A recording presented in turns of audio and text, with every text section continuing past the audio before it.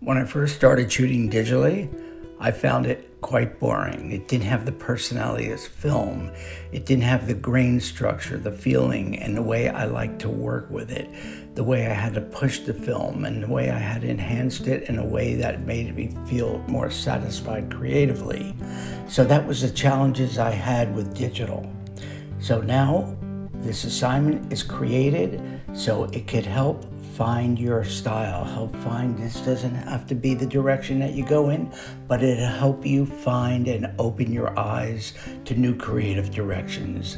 This could be a signature style for you, and you'll see, but either way, it's going to make you a true photographer because you will be working completely with only you and your camera as creative way of expressing yourself. You're not going to depend on Photoshop. There'll be no manipulation, no plugins in Photoshop to make it look like film.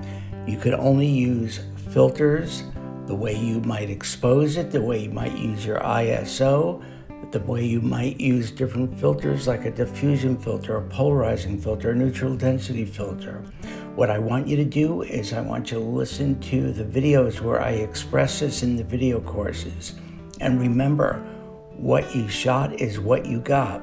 Think of the days of transparency film. The days of transparency film, you couldn't go into a dark room with it because you had to hand your client slides or film transparency because that's what they did the color separations from. If it was a wedding photographer or a portrait photographer, their final thing was print, so you shot with negative film and you were able to go into the darkroom.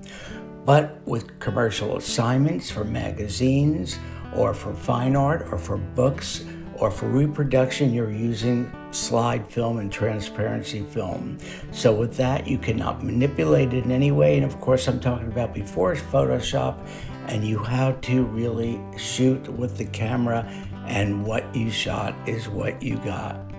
So remember that, and I encourage you to really play with it in different ways, manipulate that ISO, and see what happens. We look forward to the results of this. It's challenging, but it's going to open your eyes in new directions.